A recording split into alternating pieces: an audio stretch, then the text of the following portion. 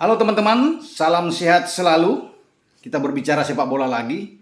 Sejak kemarin tuh berita yang hangat atau banyak menarik atau menyita perhatian tentang tim Garuda Muda kita ya. Tim U23 yang dipersiapkan ke AFF di Kamboja akhirnya mundur dan tidak ikut dalam perhelatan event yang mestinya kita ini bisa mendapatkan piala kalau kita jadi berangkat.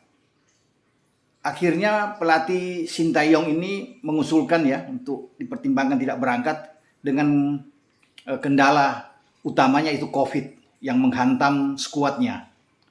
Ya seperti yang kita tahu dalam pemberitaan kemarin sejak kemarin bahwa ada 7 pemain kena COVID harus ikut istirahat isoman, kemudian ada lagi 4 sampai 5 pemain yang bisa satu kamar dengan mereka juga harus inkubasi ya. 3 pemain lagi yang ikut bersama dengan tim atau klub mereka di Liga 1 BRI itu terkena cedera, di antaranya Ramai Rumakik ya, dan Gunansar Mandowen juga mengalami cedera. Jadi itu yang membuat atas dasar inilah akhirnya diputuskan oleh PSSI lewat ketua umum bahwa merespon apa yang diminta oleh STY. Tim kita tidak berangkat karena dengan mungkin sisa 10 bahkan 9 pemain tidak akan mungkin untuk bisa tampil ya. Bahkan dengan 14-15 pemain pun ini sulit untuk kita bermain di Piala AFF U23. Wajar juga kalau pihak tuan rumah Kamboja ini agak kecewa ya. Bukan saja penggemar sepak bola di Indonesia yang kecewa dengan tidak berangkat dan tidak bisa menyaksikan pertandingan demi pertandingan yang akan dilakoni oleh Pratama Arhan dan kawan-kawan di grup B, di mana kita berada bersama dengan Laos, Myanmar, dan Malaysia. Tapi pihak penyelenggara Kamboja itu kecewa karena Indonesia ini sangat dinantikan oleh mereka. Bukan tidak mungkin kan orang-orang Indonesia yang ada di Kamboja ya, dan kemudian banyak juga pihak yang ingin melihat setelah Indonesia tampil bagus dengan tim senior di Piala AFF Singapura kemarin dan kita melaju ke final walaupun kalah dari Thailand, tetapi ada 8 pemain yang pasti semua sudah tahu, sudah tersebar sampai di Kamboja, dan calon lawan-lawan kita termasuk Vietnam, Thailand, ya, Malaysia juga sudah melihat bahwa ada 8 pemain yang diambil di dalam skuad Piala AFF senior kemarin, dan ini kuat. Kalau 8 ini tampil, ini kuat.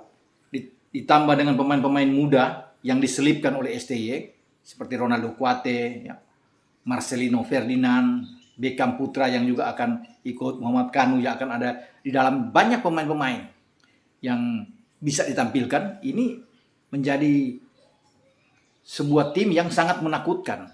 Makanya Thailand dan Vietnam juga akan sangat berhitung, berpikir keras dengan kehadiran tim Indonesia yang sangat difavoritkan sebagai juara bertahan. Dengan ketidakhadiran kita, ini mengurangi satu lawan tangguh, satu lawan kuat yang akan memberikan kesempatan buat Thailand dan Vietnam ini bisa berlaga di final.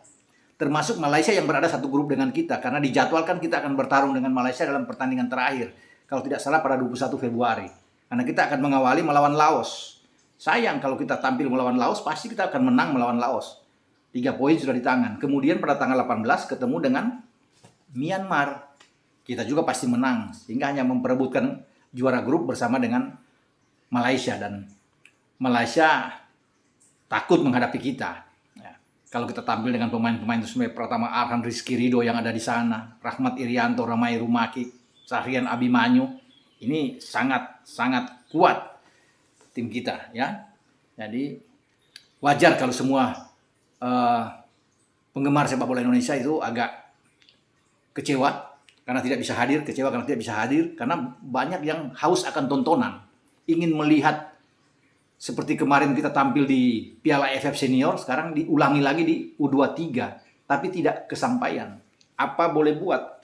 Ya, ini situasi dan kondisi yang terjadi. Sulit untuk kita pikirkan bersama-sama bahwa ini harus terjadi. Siapa yang tidak ingin berangkat? Pasti semua akan berangkat. Dan wajar juga kalau banyak pemain di dalam tim yang tidak terkena COVID, ya, masih bugar, itu kecewa karena tidak bisa berangkat, tidak bisa tampil di Piala AFF U23. Karena disinilah mereka ingin memperlihatkan kemampuan mereka untuk bermain bersama dengan tim nasional usia U23 ini bersama dengan Sintayong. Namun kalau saya pikir ini Sintayong tidak mau mengambil risiko. Karena kalaupun memaksakan untuk bisa berangkat, ya, katakan untuk mengganti pemain, ini berbahaya bagi dia. Risikonya berat, semua akan menghantam ke dia sebagai pelatih kepala.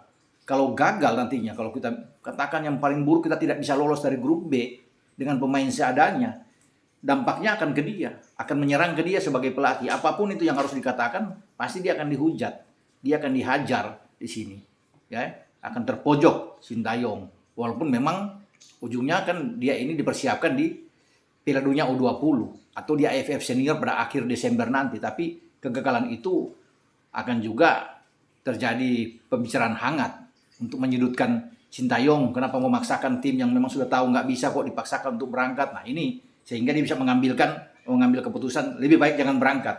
Walaupun dia sendiri juga agak sedih ya, karena sudah bersiap, sudah melatih tim ini yang akhirnya kondisinya memang tidak bisa memungkinkan untuk dipaksakan berangkat. Dan ini disetujui, direspon dengan baik oleh PSSI lewat ketua umum. Setelah rapat mungkin dengan wakil ketua umum, ya, dengan sekjen dan exco yang ada, jadi memutuskan ya bahwa mereka mengikuti apa yang dianjurkan, diinginkan oleh STY untuk tidak memaksakan tim ini berangkat dengan kondisi yang ada dalam tim memang yang sangat dirasakan sangat buruk oleh STY. Tidak mungkin untuk bisa bersaing di AFF U23 ya, sehingga lebih baik tidak bisa bermain. Nah, ini menjadi pelajaran penting buat kita semua, buat PSSI di dalam hal mengelola tim nasional ini ya, untuk ke depan, untuk tidak bisa terjadi lagi seperti ini ya. Semua harus bekerja dengan lebih serius karena ini kan sudah terjadi ketika kita bermain melawan Timur Leste juga di pertandingan kedua, itu ada beberapa pemain kena COVID. Sebenarnya sudah bisa diantisipasi sehingga di bench itu kan hanya ada 5 orang di pertandingan kedua saat kita menang 3-0.